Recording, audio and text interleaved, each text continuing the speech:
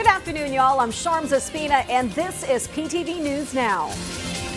In an interview in Brunei Darussalam before his flight to Singapore, President Ferdinand R. Marcos Jr. bared he was kept abreast of the Senate leadership change by no less than the guy behind the ouster, current Senate President Senator Francis Chis Escudero.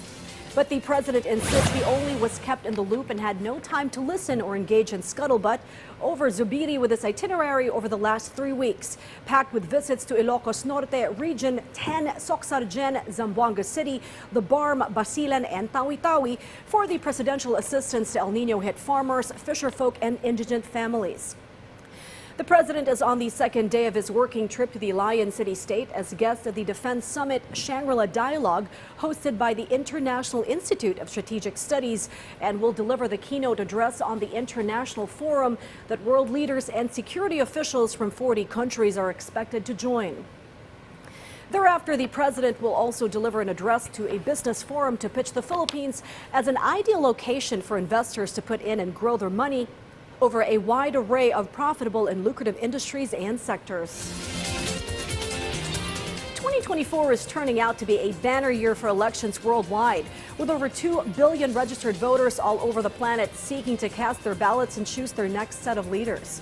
Among the countries that have conducted and completed their democratic exercises this year include Indonesia, Turkey, Taiwan, and India.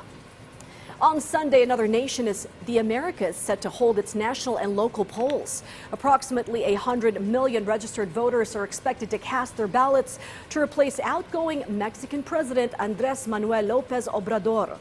In addition, all 628 seats or posts in the legislature are up for grabs, along with 9 governorships and over 19,000 local polls. But the historic magnitude of Sunday's polls is due largely to the presidency, which is all but certain to be won by either of the 2 leading female candidates, thereby handing Mexico, known for its macho culture, especially in politics, its first ever female president. The race for the presidency in the world's most powerful democracy and leader of the free world hinges on the results of a just concluded hush money trial of a former president seeking a return to the White House after losing his re-election bid in 2020. If convicted, former President Donald Trump may serve time behind bars and keep him from stumping across America up to November. VOA's Scott Stearns has the full story. For most of the last 6 weeks, Donald Trump has complained that the charges against him are political. There's never been anything like this in the history of our country.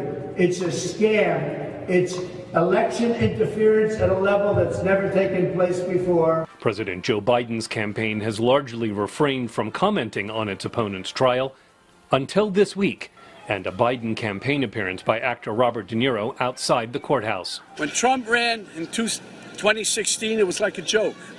This buffoon running for president. No, never could happen. We'd forgotten the lessons of history that showed us other clowns who weren't taken seriously until they became vicious dictators. With Trump, we have a second chance, and no one is laughing now. Trump advisor Jason Miller says that shows Trump was right all along. So the Biden folks have finally done it. After months of saying that politics had nothing to do with this trial, they showed up and made a campaign event out of a Lower Manhattan trial day for President Trump. From midnight tweets to drinking bleach to tear gas. De Niro narrates a new commercial from the Biden campaign that it says highlights Trump's, quote, increasingly unhinged and dangerous quest for power since he lost the 2020 election. Now he's running again, this time threatening to be a dictator, to terminate the Constitution. If I don't get elected, it's going to be a bloodbath. Trump wants revenge, and he'll stop at nothing to get it. I'm Joe Biden, and I approve this message. The Trump campaign says Biden is trying to distract voters from his own failings.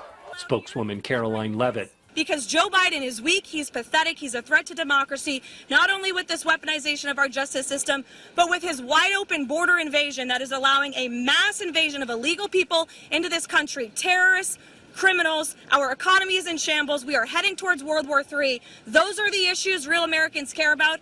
A PBS NewsHour NPR Marist poll says a majority of American voters are not following the trial.